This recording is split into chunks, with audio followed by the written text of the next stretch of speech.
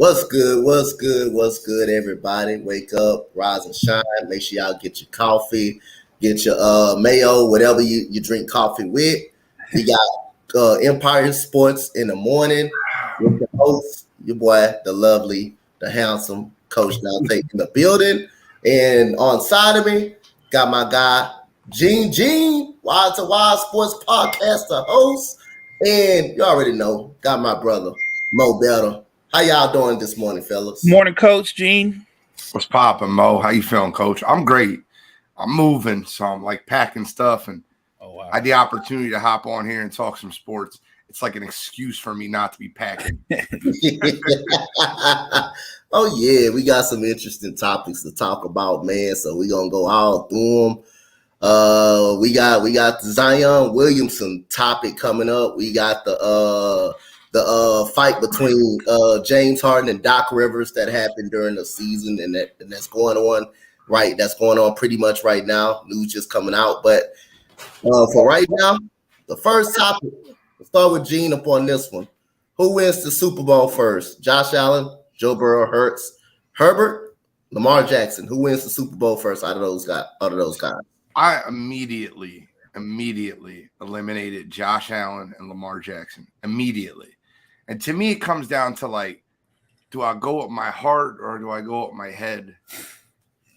My head tells me it's Joe Burrow. Joe Cool, has been a winner at every level, finds ways to win games constantly. He's got a winning record against Patrick Mahomes. But like my heart tells me the Philadelphia Eagles and Jalen Hurts. That team as a whole is the best team in football. Player for player, position for position, the Philadelphia Eagles are the best team in football. Now, does that get overshadowed and overruled by great quarterback play? Yes, you've seen it in the Super Bowl. Patrick Mahomes, the Kansas City Chiefs were a better team that Super Bowl Sunday. But I'll go with Jalen Hurts, but I'm not arguing against Joe Burrow. So I'll go with Jalen Hurts with Joe Burrow being a close two. Mo? I think we're kind of like on the same page, except I've got Burrow on top. I do think the Eagles are the best team when you go both sides of the ball, position by position. I think they're the most talented team overall. And they're not great just because of that, because Jalen Hurts himself is a talent. He's special, and he continues to get better as he evolves in his career. So if someone picks the Eagles, this is where I'm going with my gut. I think it'll be Joe Burrow. But if you pick the Eagles and Jalen Hurts, that's not a bad pick at all, because I think when it's all said and done, he will bring a title to Philadelphia. But I just think that extra it thing, Joe Burrow can sometimes win despite the circumstances around him. I think he's unique like that. I think he can win a Super Bowl even when the rest of his team isn't up to his level. Man, this one is tough for me because I'm on the other end. I'm looking at Jalen Hurts, A.J. Brown, them, and, Devontae Smith, one of the top receiver duos who we're going to talk about in the topic. Because NFC, I'm only going to go by that because the NFC is not as strong. And I think the Eagles I think the Eagles going to get back. I really do think the Eagles going to get back to the Super Bowl. But Joe Burrow, just give your own testament how really good Joe Burrow is, actually. But all of us, he has the winning record versus Patrick Mahomes, so he could get past Patrick Mahomes. But I think the AFC is very strong too. I think it's some potential teams that also I think that can knock them off. So I'm going to have to take the Eagles, man. I think they're going to get back. I really actually think they're going to get back to the Super Bowl. And I don't think it'll be a long time before you see them back. You could see them back this year. Just how not as outside of the Eagles, you have the 49ers, you may have the Seahawks, in that discussion. It's just not much in the NFC. You're not really sold on, Minnesota. Not really sold on Minnesota. They could be a playoff team, but again, they won't be any further than that. So Jalen Hurts, I think he will get a Super Bowl before any of these quarterbacks. And not just because not his talent. His talent is awesome. His talent is great. He's really good, man. He's had that mindset since high school. He's had that mindset since high school, that winning mentality since high school. He handled everything professional in college. In college, he did. He comes to the NFL to do what he does to make the Eagles better. I'm not gonna say the receiving core made him better. I just think Jalen Hurts is that good. I think the Eagles gets to the Super Bowl, and I think they borderline get to it this year, just because the NFC isn't just really that great. But I think his talent is really good, and I think he's got that in factor. So even if he didn't have AJ Brown, I think he's really that good. I think Jalen Hurts is really turning out that good, and he's got that type of winning mentality that you want on that football team, or any football team you put him on. He's got the winning mentality. So, Coach, one thing I wanted to add, and there's two statements I want to completely make. One, I think out of the 4 quarterbacks, the one that won't win a Super Bowl ever in his career is Josh Allen. I think they digress. I think they're going to get worse and worse. I think Brian Daboll was really the architect, and they need to really find someone that can get Josh Allen reeled in. It's funny, right? One of the biggest comparisons for Josh Allen was Carson Wentz. One of the biggest comparisons to Carson Wentz was Josh Allen. Before Carson Wentz got hurt, before he had that injury, he was an MVP. Like, he wanted to make plays through athleticism. He tried fitting balls in spots that shouldn't be fit. He tried relying on pure athleticism. And when Frank Wright left and the injury happened, you seen him digress and digress and digress. He got worse. I'm not saying you're going to see as big of a drop-off from Josh Allen as you've seen from Carson Wentz, but there's a lot of similarities there. The second thing I wanted to talk about was when you talk about Jalen Hurts, right? He reminds me of something that I'm an area sales manager for Verizon Retail. I do interviews constantly. One of the questions in the interview we ask is, what are you best at? Like, what's the thing that you're best at? Because then we follow up what you're worst at. And one of the best interview answers I've ever heard was, I'm the best at getting better. And when I look at Jalen Hurts, I look at him as the best at getting better. Like, does he have the best arm in the league? No. Does he have the best accuracy in the league? No. I mean, is he the best on his legs? No, it's probably Lamar Jackson, right? But what Jalen Hurts has done year in and year out, and you go back to the time he got benched at Alabama for Tua, is he's gotten better year in and year out. From that year with Alabama to Oklahoma, to his rookie year, to his sophomore year, to his third year, Jalen Hurts is the best at getting better. And I think that that's a great quality and attribute to have in a franchise quarterback. Yep. I also think when you go back to Josh Allen, but I also think because, I seen him throw some balls in some situations you don't supposed to put it in. Like, I literally watched the Jets game when he threw 2 interceptions that he wasn't supposed to throw in it. You're like, God damn, dude, what are you doing? What are you doing? But you also watched the Minnesota Vikings game in that overtime. He threw the ball straight to Patrick Peterson, threw it right to him. Patrick Peterson was right there, and you like, he throws some head scratches, but also I think he's epitome because the Bills doesn't run the ball. They don't even run the ball. They rely a lot on Josh Allen, and that put Josh Allen in a lot of risk to throw the football away. But that is no excuse. You're the quarterback. You're on the goddamn field. You can see. You can see with your own eyes. You can see. You're very good at that. They also really bad decisions. Yes, he's a bad decision maker. He is. 18-10 in that Jets game that you're talking about. It was 18-10. There was 3 minutes left. Yes.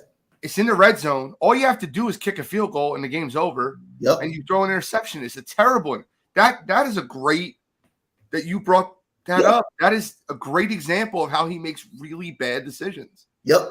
He's been doing it all season. This ain't just, a common thing. That's something I would not, put on the coaching staff of your decision making on the field. Yes, the coaches hamper him a little bit because he has to do so much, and that's a lot of shit that he has to go through without them people running the ball, because you had an 800-yard running back that showed you he can run over 1,000 yards when he gets carries, but at the same time they put so much on Josh Allen, stretch on Josh Allen. He's a chance taker. That's what he is. But at the same time, not going to condone you throwing the ball in situations and putting the team in situations they don't supposed to be in as good as Josh Allen is. Josh Allen is good. He got too much talent for that. And at the same time, go ahead. Do you put any credence on the defensive-minded head coaches in the NFL? Like that like a lot of people, and Colin Cowherd said this on a show, and I think a lot of people have started to adapt that mentality. The defensive-minded head coaches in the league are almost like they're ancient. So you got to think about it, right? You got Mike Tomlin with Kenny Pickett. Their offense has been very sluggish. Bill Belichick with Mac Jones since Tom Brady's left. Sean McDermott. Most of the top teams in the football, like think of it this way. What was the last 5 Super Bowl winning teams? So you have, last year you had the Kansas City Chiefs with the Rams. Reed. You had the Rams with Sean McVay. Yep. You had the Buccaneers with not with Todd Bowles, with Bruce Arians. Bruce Arians. Yeah. So it's a trend of offensive-minded head coaches. Even Zach Taylor that got there, offensive-minded head coach. Got you. Mo, you have anything to touch on this one? Replay no, I think we all summed it up. He is a talent. He can be special at times, but he's also that guy that has a habit of throwing the bad pick when you least need. I mean, he's just got a knack for pressing when it's not necessary. Definitely. So the next topic is very interesting, man. So we got the top 5 receiving duos, receiving cores. Gene, I'm gonna start this topic off with you again. So if you're taking the quarterback out of the duo, the best duo in the NFL is Tyreek Hill and Jalen Waddle. I truly believe that. Like if they had a Patrick Mahomes or they had in my opinion, a top tier quarterback, I think that they would be far and away the best duo in the NFL. So second is really close. I think it's very tough for me to kind of break this down, but I'll go Jamar Chase, T. Higgins, too. Jamar Chase is an absolute freak of nature. I think that T. Higgins slows them down a little bit, but I'll go Jamar Chase, T. Higgins. Then I'm going to go with my guy, A.J. Brown and Devontae Smith. Give me the Slim Reaper and A.J. Brown. Devontae Smith made some incredible catches last year. I mean, that guy was all over the football field. He's got amazing feet. His ability to toe tap and drag. I mean, he's got lightning quick feet. I think his hands are incredible too. Like, so you run into some of the hands, right? Like you run into those tightly contested passes on the sideline that they seem to just stick on his hands. So I think that he would be right there. After that, it gets really interesting. And I'm going to bring up a duo that no one is going to have in their top 5 probably. I don't think they will. And I think it's Jay Jettas and Jay Jettas Light. And what I mean by that is that the Minnesota Vikings drafted a wide receiver who I think is the best wide receiver coming out of college football. Yeah, I agree with that. I thought he was too. And I think that he got a little bit – this is just my personal opinion. I think he got a little bit discredited because he walked into a situation in USC where he didn't have the connection with Caleb Williams, but that's Jordan Addison. I think Jordan Addison is Jay Jetta's light. So I will go them 4, and then the last one, just out of pure talent and pure talent alone, I'll go DK Metcalf, Tyler Lockett. That'll be my 5th. I don't like them as a combo. I think they're a very poor combo, but their talent is off the charts. Tyler Lockett catches anything in his vicinity, and DK Metcalf is an absolute freak of nature. Yep. Well, I got the same list as you, but except one wild card duo that I think that's going to be really, really good. I got first of all, I got the Miami Dolphins, Tyreek Hill and Jalen Waddle. Tyreek Hill 1,700 yards last year, just insane. You got T. Higgins and T. Higgins in the Cincinnati Bengals, Jamar Chase. Remember, a lot of people criticized the man from dropping the ball all preseason. What he come into the season and do? All of a sudden, that kind of changed. That changed a lot of things. And also, you have the Philadelphia Eagles, A.J. Brown and Devontae Smith. But it's easy. Like Devontae Smith, for him to be so small, like pause on this one. This dude is kind of flexible on the sideline when he catches the ball. How he tweaks his body to even put the 2 feet down. How he just tweaks his body, put his body in a great position. And a lot of people question, will he be able to take a hit? I seen him took a bunch load of hits after catching the ball. So he's shown some durability at that point. And the same as Minnesota Vikings, Justin Jefferson. I got Justin Jefferson and Jordan Addison, who I thought was the best wide receiver in the draft coming into the draft, really high on him. And one wild card duo, Terry McLaurin and Jahan Dotson. I love that y'all put that. It's funny. That's a good one, Coach. Okay, Coach.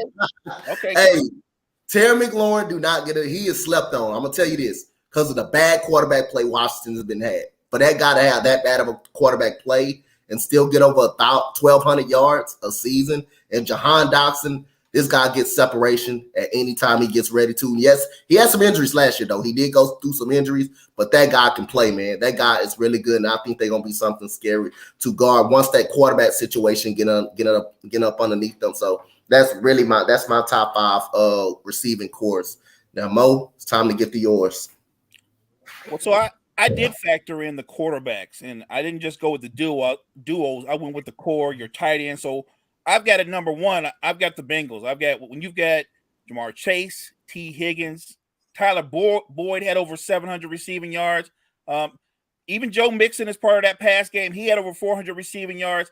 And you look at T. Higgins alongside Jamar Chase, he's almost a number 1 himself. Like I really think both of those guys can beat singles coverage with ease, but I just think Jamar Chase has more in his bag. His route tree, I think, is a lot longer, a lot deeper. Number 2, I've got the Eagles. I've got the Eagles, and they can easily be number 1, but I think right now, when you look at what Brown and Smith can do, and I actually think this season, I expect Smith to have not just a Pro Bowl season, but I think Smith is going to be probably top 3 in terms of yards and receiving this coming season. Smith is going to be a breakout star. He's already a star, but he's going to be a breakout star and be considered an elite receiver. I think Smitty's better than Higgins. I swear to you. No doubt. No argument there. Number 3, I've got the Miami Dolphins. When you've got those 2 guys that are that explosive, guys that can turn a 10-yard slant into the 80-yard touchdown pass, you've got to have them on there. Number 4 for me, Seattle. I think now, again, this is factoring in the quarterback, but even with the quarterback, let's say Geno can somewhat duplicate what he did. That's an explosive receiving core with Metcalf, with Lockett, not to mention the young man from Ohio State. I don't want to say his name because I'll rip up that last name. I think he's going to be Jackson Smith. Yeah, productive for them as well. And number 5, my San Francisco 49ers. Now, nobody on there is an elite wide receiver, but they're all playmakers. When you look at Brandon Ayuk, don't do that, man. Don't do that. That's a top 5 receiving core. When you got Ayuk, when you got Debo, George Kittle is a tight end that can stretch you vertically. He can also play over the middle. And look, I know Debo Samuels is not a great route runner, and he's not. I don't consider Debo a top wide receiver. He's a top playmaker. He's not the kind of guy that's going to get you 1,300 yards consistently. The offense isn't even built like that. The offense is built to spread the ball around to multiple players. So, no one's going to put up eye-popping numbers. But when you look at the end of the season, the Niners will be one of the top 5 offenses, and it'll be because of this receiving core. Not to mention Christian McCaffrey. Christian McCaffrey is a big part of that run game. Trust me on that. Because of Kyle Shanahan, damn it. Shanahan's a brilliant dude, but because of Shanahan, it's a top 5 offense. Yo, do me a favor, Coach. Throw up Tapa's top 5. You said who? Tapa. He had Hill. He had very similar top 5 as you. Oh, that's my boy Burn. All right, so I just want to pull this up real quick. He has McLaren and Dotson 4. Let me tell you how much I wanted to do that. But first of all, I don't know if you've seen any of my draft coverage last year. I had Jahan Dotson rated ahead of Chris Olave and Garrett Wilson. And I'm not saying that I'm wrong. I'm not saying I'm right. I'm saying you will find out if Jahan Dotson ever finds a wide quarterback. This man has been plagued with some of the worst quarterback play I've ever seen in my entire life. He went from Sean Clifford to Carson Wentz. Sean Clifford, that's nasty. Like, come on, bro. You watch the catches this kid makes.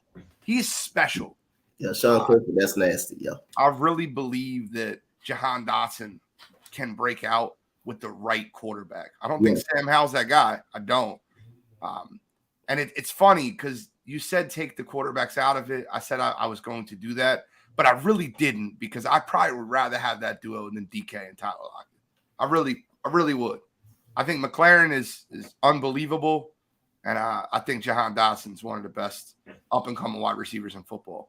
He's on my small list of just guys I love. Jalen Waddle, Devontae Smith, Jahan Dotson. They're my – I love them. Yeah, I'm a big fan of Jahan Dotson, but I'm also a big fan of Terry McLaurin because of the quarterback play. It's been so bad in the Washington football team. The quarterback been so bad. Taylor Heineke, Sam Howell, Carson Wentz has been some bad quarterback play over there, and he's still been able to produce 1,200 yards, 1,300 yards. And Jahan Dotson, that dude is something special, dude. That dude he made some incredible plays last year too. Even though the hamstring injury kind of hampered him last year a little bit, but no doubt the man had a solid season and showed some glimpses of what he could become, So that's why I had them on. I had to put them on there, man. They had to be noticed up on there soon. So other than that, we move on to the next topic right here. So Jay Jones put Mike Williams, Chris Godwin, Mike Evans. He said Mike Williams. I know, but like, there's no way. Yeah. Yeah, that's not a combo. I mean, I think he means Mike Evans. If he meant Mike Williams, Keenan Allen, they're off my list because Keenan Allen's, I think, is getting a little long in the tooth, and Mike Williams disappears a ton. And Chris Godwin, Mike Evans, I just can't with Baker Mayfield throwing in the football. I just don't know what I'm getting. Yeah. So now we're gonna go to this. So it's a topic that I knew I was gonna bring up. So the Wizards are now going to express in Bradley Beal. They're gonna express a trade coming on this coming season. It's been cleared. The Wizards already came out and said they're gonna blow it up, and rightfully so. They should blow it up. But Bradley Beal, he has a no trade clause. When you have a no trade clause, you should know what that means. He has leverage to go to any team that he wants to go to. He had a lot of players write the list down on what teams do they want to go to. So whatever, I'm assuming they're going to be contending teams, playoff contending teams that he wants to go to. So with the question to you guys, what teams that Bradley Beal should consider having on this list of going to? Mo, I'm going to go with you first. Right off the block, I would go to the Celtics. He's got a strong relationship with Jason Tatum. The Celtics have a tradable asset that the Wizards would covet in Jaylen Brown. That combination, look, I'm still one of those people that I understand the argument that you don't trade away young, talented two-way wings. I understand that. But Bradley Beal's not ancient. He's not like in his mid-30s. And I think if you get a Bradley Beal with his ability to not just play the two, but he's more of a combo. He can also bring the ball up. He can create for others. He can catch and shoot. You can run him off of actions. It will be an interesting combination. And maybe that combination, that might be the combination that could put the Celtics over the top. It's not guaranteed because every season is a new season. I expect Philly to be better. They'll be different. They'll be better. But if I'm looking at a destination that makes sense, just on a trade, never mind the basketball of it, I really do think the Celtics, because of what they have to give in return, would be a good fit. Some would say Miami, but there's so many people tied up, connected to Miami. If it's not Bradley Beal, then it's Dame Lillard. So everybody can't be everywhere. I'm going to say the number one place he probably is interested in playing is in Boston. Okay. I think Bradley Beal has a few options on the table. And I think that I've been playing this domino game, this chess game of where people are going to end up. There's a lot of things that I think personally that are conflicting with a lot of reports in the NBA. I think Jaylen Brown doesn't want to be in Boston. I really believe I that. don't think he's going to without the max. I don't think he's going to either. I think he's going to get the max, but I don't think you have to trade anything to get Bradley Beal. And I want to give Bradley Beal a shout out. Shout out to Bradley Beal, smartest businessman in the NBA. He got that super max contract he wanted from the Wizards, and 1 year in, he got to leave. So the question last year was when he signed the contract was, should he leave and want to win, or should he sign and get the money? All he had to do was wait 1 year. He got the money, and he's going to get the win. I got 3 teams that I'm going to put on my short list for Bradley Beal. And one of them is a real wild card that I think that will emerge, and I think you'll really see the fit. I think it will fit real well. Number 1, Boston. I think Jaylen Brown leaves. I think they get a true 2 guard in Boston with Bradley Beal. I think that makes perfect sense. I think Jaylen Brown leaves. I don't think Boston's got to trade anything. I think you could give them Peyton Pritchard and a bag of Doritos, and the Washington Wizards would be fine with that, getting rid of the contract. You don't really have to give anything up to take over that super contract. Second is the Miami Heat. But Miami Heat, to me, are a fallback option because I really, truly believe that Dame Lillard ends up in Miami. But I won't get into that right now. The third team that not a lot of people are talking about are the Milwaukee Bucks. I think Milwaukee's a perfect fit for Bradley Beal.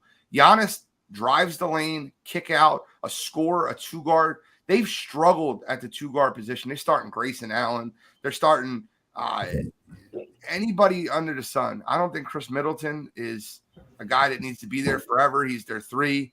They've struggled at that 2 guard position. They had Dante DiVincenzo 2 years ago. I think that position, Bradley Beal fits perfectly. A team I don't want to see him go to, but you should look out for, is Philadelphia 76ers. Joel Embiid loves him. I don't know if you remember this quote, but right before the Sixers landed James Harden, they asked Joel Embiid of who he would like to play with, and he said, I think we should get Bradley Beal in here. They have a connection. They like each other. They're friends. So if James Harden signs with Houston, look for the 76ers to be a potential spot for Bradley Beal. And you don't want Bradley Beal on the Sixers? I'm not against it. I'm just not for 2 guards in Maxey and Beal that aren't really great defenders, that don't have a lot of height. I think that creates a lot of mismatches, and you often just have to outscore teams. So I think that there's better fits for the 76ers than Bradley Beal. Yeah, so the 3 teams I would love to see him on. I think Milwaukee, that's a great pick. I think that's a hell of a pick. And also Middleton is a free agent too. Middleton is a free agent, so Bradley Beal coming right in now. I think you get a better player than Chris Middleton. You get a better player than Chris Middleton is. Better overall, better score. Someone who's healthy, who's not hurt all the time. He can instantly come in and help Giannis out. And also, Brook Lopez is a free agent too, so they got to think about trying to re-sign him. So they got some free agents on their hand, but I do think Bradley Beal give them a good option. Like I say, Miami. I think Miami need an extra player. They need an extra score outside of Jimmy Butler. Bam Adebayo as a second option, it's not going to get it done. He can be a third option at best. Bradley Beal comes in, he can be a third option. And I'm also not satisfied with Miami point guard play. Now, I'm not saying Bradley Beal is a point guard, because he's not a point guard. He's more of a 2. He's more of a 2 than anything. I do think they got trouble at that point guard play. They need consistent ball handling, because Gabe Vincent is a shooter. He's more of a shooter. He's not a point guard. Kyle Lowry, his role is a bench. His role coming off the bench. His role is just coming off the bench. I think he knows his role at this point. And the Boston Celtics, Jaylen Brown, I think he wants to be the guy somewhere else. Bradley Beal will be the perfect replacement for Jason Tatum. So other than that, we all have some good choices for Bradley Beal, but Bradley Beal, this is a no trade clause. Bradley Beal, chooses where he wants to go, and basically the Wizards got to negotiate any team that he got on this list. They're gonna try to negotiate the best deal that they can get for him out of either one of those teams. He has the leverage to where he wants to end up at. So again, that's a good thing about a no trade clause, people. That's a good thing about a no trade clause. You got the leverage on where you want to end up at. So other than that, so we got the going on to the next topic right here. Going on to the next topic, pretty much. So we do have This is Kirk Cousins' last season in Minnesota if the Minnesota Vikings don't get it done, which is I don't think they would get it done at all. But I do think they make the playoffs though. So Mo, start with you. Is this his last season with Minnesota? Look, if they make the playoffs again and come up short, it's hard to find quarterbacks. Never mind great quarterbacks, good quarterbacks. I don't love Kirk Cousins. But my guess is unless he has a terrible season, if he has a normal season and is as productive as he has been over the last few years, I think Kirk Cousins will be back at quarterback unless the Vikings can pull off a trade that I don't foresee. You just can't cough up a quarterback. If you just give up a quarterback, the way this league is built, you may very well turn around and have Baker Mayfield as your starting quarterback or someone worse. So while I'm not in love with Kirk Cousins, until there's a better, more viable option, I think he's going to still be their quarterback going forward. Freddie, you can't have everybody on the damn Lakers, man. You can't have everybody, man. Bro, that's all Freddie says. We're going to the Lakers. Hey, you know Gene tired of hearing about that crap, man. Get the Lakers for 1 minute. Gene, go ahead. The answer is yes. I compare the Minnesota Vikings to the Philadelphia 76ers right before they started the process. Y'all remember Andre Iguodala being the lead player and Elton Brand? And yeah. They were stuck in a way of purgatory. I think the Minnesota Vikings are that 76ers team of the NFL. They're never going to get past the second round of playoffs. They don't have the quarterback to do it. They don't have the best player on the roster to do it. I think that Kirk Cousins needs to leave. I think they need to rebuild. And they need to rebuild around their two marquee wide receivers. You go out there and you grab your – listen, any free agent quarterback would be a fool not to want to go to Minnesota. They have the biggest drawing point ever. You got Jettas, and you have a rookie wide receiver in Jordan Addison, who is, in my opinion, Jettas light. So you'd be a fool not to want to go there. Yeah. So I think Kirk Cousins last season in Minnesota, I think Minnesota sees the writing on the wall now. I think they already tried to replace him this offseason. They just couldn't get it done. Definitely. So now we going to move on to the Zion Williamson part. Zion Williamson part of things. And will it be a big mistake for trading Zion Williamson? The Pelicans reported they're trying to move up to get rid of Zion Williamson for him to go to Charlotte. I don't know how true that report is, but Brian Whitehorse kind of reported it, then I can believe Brian Whitehorse up on that because he's a true source. So other than that, Gene, give me your speculations, your thought on it. Did you hear the New Orleans release on this? Like what they said? Like the New Orleans Pelicans are open to trading Zion Williamson if the right package comes. No shit. Are you serious? It's like saying the Suns are open to trading DeAndre Ayton. Right. Like, you don't want him. This guy he's been in the league for 4 years. He's played 3 seasons and just a shade over 1 full NBA season. He's like sitting around 106 games in 4 years in the NBA. And he conned them into giving him a max deal last year. Like, come on. Yo, if I'm the New Orleans Pelicans, I am trading him as fast as I could possibly trade him. Oh yeah, you want to pair him with Dame Lillard over in Portland? No problem. We'll take the 3rd overall pick and we'll rebuild with Brandon Miller. Like, no problem. We'll do that. That's fine. Or Scoot Henderson. We're good with that. New Orleans needs to run away from this contract. I wouldn't even trade the 3rd pick for him. I don't think he's worth much. I posed this question last night on my show. I said, who would you rather have for the next 5 years, Zion or Ben Simmons? And that is the realm he's entered. He said last year before the playoffs that he is physically fine. He's just not, he doesn't feel like Zion yet. That team was in the playoffs or in the play-in. Are you serious? He said, I got to wait till I feel like Zion. You're in the damn play-in game. You got to wait to feel like Zion? Come on, man. Hey, so you know the day it's funny after he definitely said that. You know what he was doing the very next time on a video? He was doing a 360 windmill. The very next Yeah, yeah. time. After a reporter said that, Right, so. he played Physically, I'm fine. I feel like Zion. Are you out of your mind? If I was a fan of the Pelicans, I would be throwing something. Like, I feel like Zion. Are you crazy? No, Coach, UD wouldn't do that. He would do that. Udoka wouldn't do that. I don't got no faith that would happen. That won't happen. I don't got no faith that would happen. So. No. So like I say, nice red that G got on. Go ahead, Mo. I'd move off him with the quickness. Look, yeah. The guy's missed over 200 games since he's been in the league. He's not interested in competing. He's got other things on his mind, clearly. And when you've got Trey Murphy, Herb Jones, you still got B.I., they've got talent there. If you can move him and get a pick like Gene said, if you can get that pick, you're good. I think they're already a playoff contending team. But if you add another piece to the guys I said, and look, I think Trey Murphy is going to take a big leap this coming season. I think he's going to be around 20 points a game this coming season. CJ can still provide you veteran leadership. CJ can still get buckets. He's not really a pure point guard. But look, you go out and get Scoot Henderson, and suddenly that's a different team right there. And you still got Alvarado coming off the bench.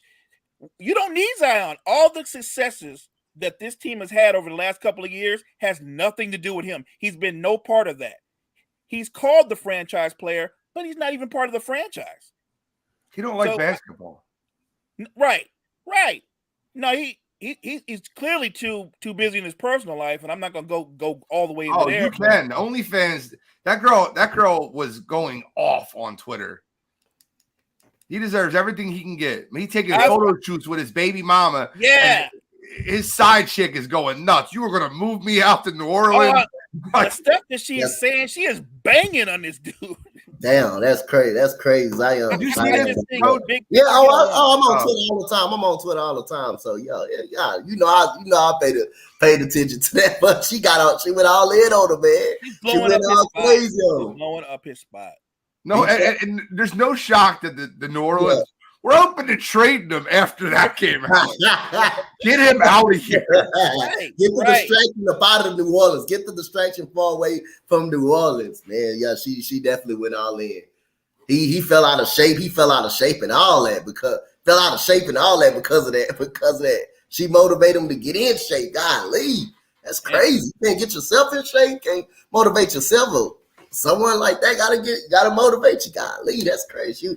She put the whole 9 yards on that part. So other than that, move on. We talking about the James Harden and Doc Rivers saga at this point right now. You both have big opinions on this. And Doc Rivers even expressed it on the Bill Simmons show. He even came out and expressed what was going on. But Gene, what role does James Harden play in the firing of Doc Rivers? I mean, I think you said it right away, and I agreed with you right away. I think that at the end of the day, James Harden had he walked right in the office, Daryl Morey, right after the season, and said, I don't want him here. There's no chance I come back if he's here. Now, let me be clear when I say this. I don't want either one of them here. Like, I wanted Doc fired, and I wanted James gone. Like, I don't want either one of them. But, yeah, he had a huge role in that. Daryl Morey respects everything James Harden says out of his mouth. And I listened to Doc Rivers on that podcast, and I don't think what he said was incorrect. No. I think Doc Rivers said that James Harden plays a brand of basketball that is easy to defend in the playoffs.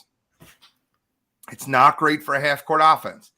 He said he felt like James Harden was the best player. Well, they were the best team in the NBA, and James Harden was playing the best version of point guard in the beginning of the season. And then he felt like the ball started getting stuck in his hand. And he started going back to old James Harden, ISO. And I don't think that's a winning formula in the NBA. And that's what Doc said. And I agree with Doc. He's not an idiot, right? Like, he's not a dumb person. Doc knows basketball. I don't think he's great in making adjustments or calling the right timeouts down the stretch. But I do think that Doc knows basketball. And I think that James Harden is a bad fit for the 76ers. And I think he was a huge part in getting him fired. And I said that immediately, and I agreed with you. But I also don't want James Harden back. I don't. So, like, I don't think the 76ers are making the right move by bringing in Nick Nurse if they're going to bring James Harden back. It's a different brand of basketball. Nick Nurse Nurse an immediate headache. Go ahead, Mo. We all know, I think everybody, if you don't know what James Harden means to Daryl Morey, they're basically like family. Like Daryl Morey will ride with James Harden till the wheels fall off. If James Harden is not with the Sixers next year, it won't be because Daryl Morey didn't do everything in his power to keep him in a Sixer uniform. That's how tight they are. I have no doubt that maybe immediately after losing to the Celtics, James sprints up, goes and talks to Daryl Morey and says, I can't play with this dude. I can't. He won't let me be. Like you said about Zion, he won't let me be James or something to that effect. Doc Rivers was right in this one sense. When James Harden was playing point guard and actually being a lead guard first and facilitating, the 76ers were the best version of themselves. When he took a step back and he let Maxey be the second option, sometimes Harris be the third option, they were at their very best. James Harden actually has great court vision. He's actually a terrific passer. He's not all NBA James Harden no more, but if he just committed and embraced the role of point guard, he's a top 5 point guard as a point guard. The problem is he still wants to play Rockets James Harden far too often. And I don't think it's never been a winning formula. It's never going to be a winning formula. If you want to know the difference between James Harden and Steve Nash in that offense, Steve Nash didn't win a title. But the way Steve Nash played, he thought pass first. He thought getting other guys involved first. James thinks about James. James worries about numbers. He worries about numbers more than he worries about winning. So I disagree with Daryl Morey's thinking. He got to keep James Harden.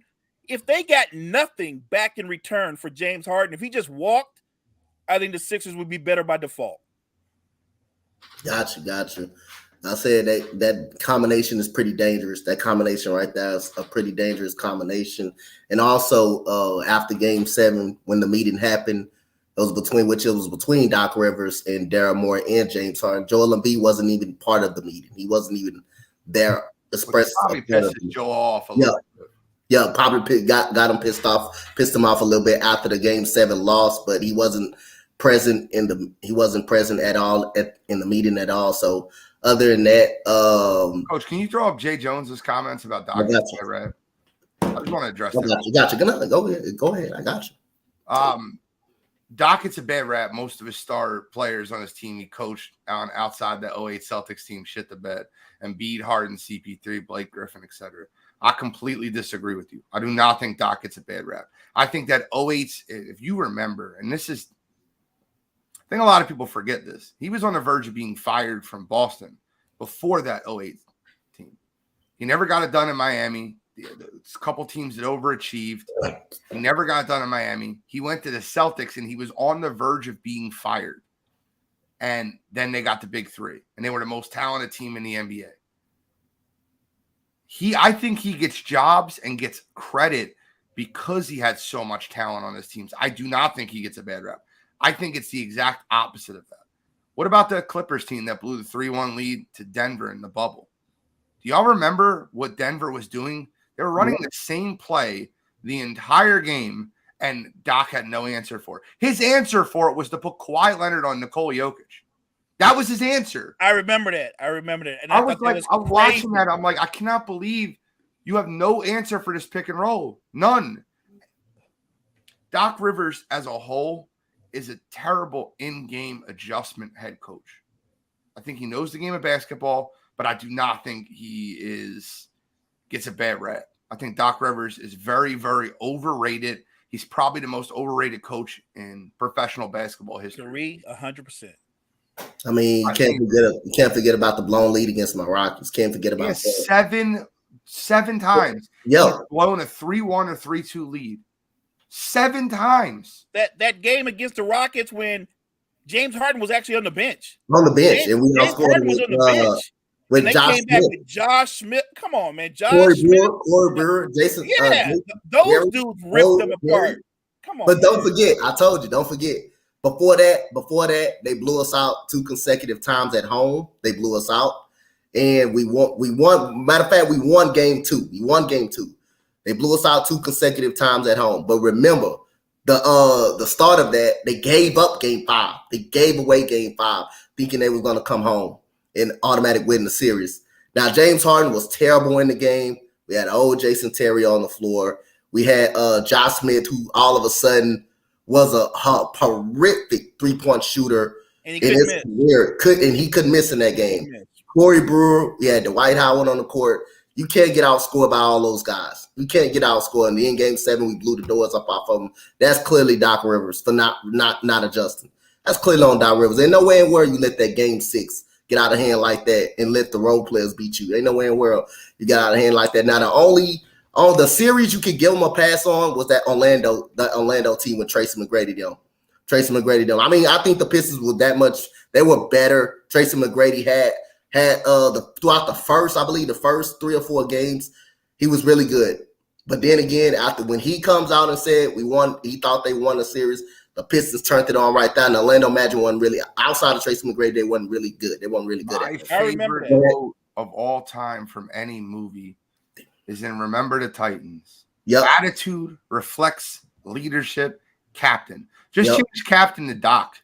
Attitude reflects leadership. Doc.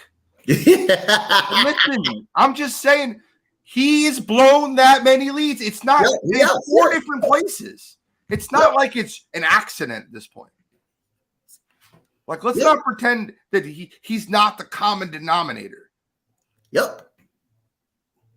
Because he is. He is. He has blown that many leads, man. He has blown that many leads. And he's the epitome of blowing 3-1 leads. So the very last topic right here we have, can the Warriors win without Draymond Green? We'll start with you, Gene. Yes, they can, but they can't win without Draymond Green, without replacing him. So I don't think they're going to win. Let me just be clear. But for you to tell me, can they win? Yeah, they can win. You have Steph Curry, Klay Thompson, Gary Payton, Jordan Poole. I just think that they won't win. I think there's too much parity in the NBA. I think Draymond Green is the perfect glue guy for Steph and Klay. I really believe that. Andrew Wiggins needs to come back down to form. I know he was dealing with some real serious stuff at the end of the year. I understand that. But to say they can't win is unfair. I think Draymond Green finds a way back there. I feel like that Draymond Green will go test his value and realize that he's not worth the amount of money to another franchise that he's worth to Golden State. I think the difference in a discount and staying with Golden State versus being with a different team for a little bit more money won't be worth it. Like, if you're Draymond Green, like, why do you want to go to Oklahoma City for $7 million more total? Doesn't make sense, right? Like, I think Draymond Green is worth as much to the Warriors as the Warriors need Draymond Green. Got you. Mo? They can win without him, but like Gene said, you have to be able to replace him. And it doesn't have to be a superstar, but it has to be somebody who can kind of do a lot of the things that he does. Or maybe you go a completely different way. Maybe, say, for instance, Draymond's gone and they bring in Siakam and they play Siakam at center or something to that effect. They can still win. I just don't know if we're talking bigger picture, are they going to win a title? And I agree. I don't think Draymond holds the same value every team he goes to. Fit matters. He is the perfect place. His NBA home with Golden State is his perfect NBA home. Steph and Klay allow him to be who he is on that team. He can go games without scoring 5 or more points, and they can win games because he can be the defensive player he is, the facilitator he is. What we don't talk about often is Draymond Green's probably the best screener in basketball, and that does impact offense. He finds a way to make teams think he's an offensive threat when he's not an offensive threat. How many times have I seen Draymond set a pick, roll out to the corner, and teams close out on him? Why would you ever close out on Draymond Green on a 3? But it happens time and time again. super high basketball IQ. I still think as a glue guy, he can play at a high level for Golden State. But can they win without him? Sure. I don't think Draymond's going anywhere. He might hit the open market and find out the hard way. The league sees him as a guy that's maybe overvalued overall when he's not with Clay, when he's not with Steve Kerr, Steph, Wiggins, and that crew. So I think Draymond Green is going to remain with the Warriors. Got you. I got one more for Gene before we go. I got a question too. I want to ask. Go ahead. After you go in there. Okay. So what we did yesterday, we did our top 5 contenders out of all the basketball going into 2024. Okay. I want to know your top 5 contenders going into 2024 next year. I love that you asked that question. I talked about this last time on Wire to Wire. I think I'm not going to put them in order, and then any top 5. I think Boston will be a top 5 contender in the NBA. I think Denver, you have to put them there. I think that the Phoenix Suns, there's no way they're not going to replace Chris Paul. They have a max slot open. I think they trade DeAndre Ayton and they build around Booker and Durant, and that's not a bad 2 combo to build around, especially with a new coach and new culture. So I think that it's the Nuggets, and because I really believe that Dame is going to Miami, I think Miami is one of those teams. So I go Miami, Boston, Denver, Golden State, Denver, Phoenix, and Golden State. They're my 5. Gotcha. But the one question I wanted to ask you guys is, did anybody see Dwayne Wade's interview when he was talking about Eric Spoelstra and the conversation that's been brought up about LeBron James going into Pat Riley's office and demanding that Eric Spoelstra get fired? And Dwayne Wade actually had comments on this. Did you guys see this yet? No, I haven't seen it yet. It's a really good video. So Dwayne Wade recently said that when Eric Spoelstra first started coaching, he was awful. He was terrible. He goes, he was a great guy. He worked hard. He worked harder than anybody in the building. So that was a guy he was willing to ride with.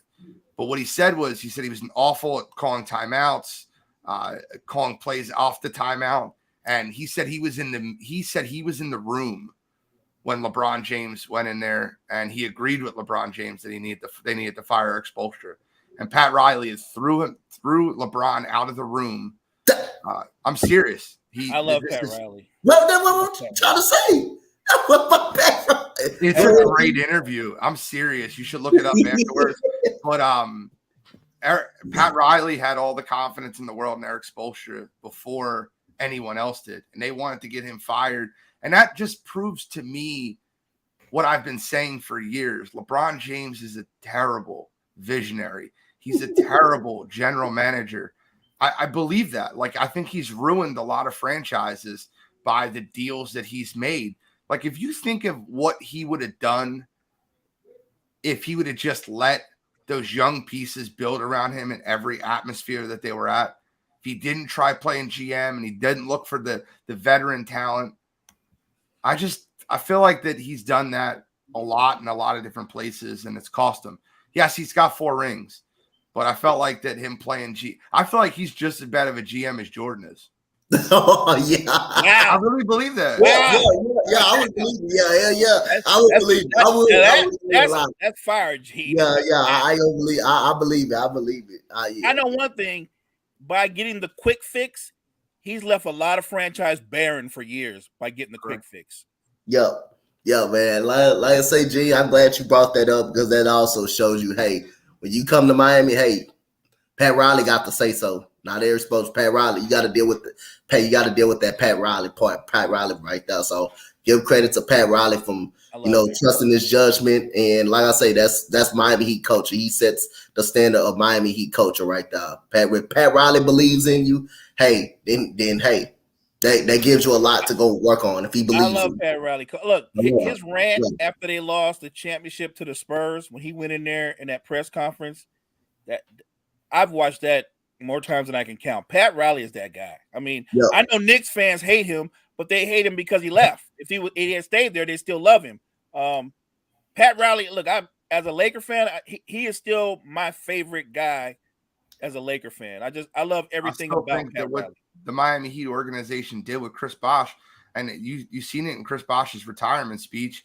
I think it was one of the greatest things I've ever seen in my life. They could have brought him back. They could have, but he had blood clots. And he's like, man, listen, I don't care what happens. I can't jeopardize your health and your life. So we will not bring you back. Chris Bosh was fighting to get back, and they wouldn't allow him. And Pat Riley, did you see Chris Bosh's Hall of Fame speech where he had the ring? He gave the ring back to Pat Riley that Pat Riley gave him on the recruiting trip. Yeah. Did you guys see that? It's one of the greatest things ever. Pat Riley was when he was recruiting Bosh and Wade, or Bosh and LeBron to go to Miami. Yeah. He's like, here's my ring. You can have this one. Give it back to me when you win your own here. And Chris Bosh gave it back to him. Finally gave his ring back because he won 2 in Miami. Yep. It's an awesome thing to see that. And, it's funny. It's the only place where LeBron's won 2 rings was with Pat Riley. Kyle says it perfect. Riley is the first and only guy to not let LeBron run the show. And look at the sustained success they had. Facts. Yep. You ain't lying about that. So shout out to everybody that came through the chat. It was definitely a fun show. I wish Freddie was on this goddamn show so Gene can put him in check a little bit. But other than that, the Lakers are going to be. I'm like, I always go to the Lakers now. I don't understand. That's what he be saying right now. Yeah. I got nothing to say to that, man. So man, shout out to everybody. Gene, tell the people where they can follow you. Listen, man, this is my last official show before I move out. I have my little studio set up. I'll be doing a lot more lives, watch parties and things of that nature. But Wire to Wire Wednesday nights has been growing and growing exponentially. And I cannot thank you guys enough for everything you guys have done to support the show. So Wire to Wire Wednesday nights, cheap seats Monday nights. And we are not too far away from Pregame and Pigskin, which was one of the most successful shows on the network. That's coming back soon. Pregame and Pigskin Thursday nights with my man Kyle Edwards and The Godfrey. But I appreciate you guys having me on this morning. It's giving me a nice hour break from boxing things up. I'm moving. Man, I know the stress Saturday. Yep. Thank you guys. You're welcome. Anytime. Been a blast, man. That's why I wish we had Freddie on him so you can teach him the game. But tell the people where they can find you at. You can find me right here on the Empire Sports Empire Network. The podcast is already out for this week. NBA Cypher, check it out when you can. Yeah, man. Y'all already know where to find me at. I ain't hard to find, so ain't no introduction for me. So as a Coach Dante, your boy Gene, your boy Mo, man, we will see you guys in the next one. Thank you, guys.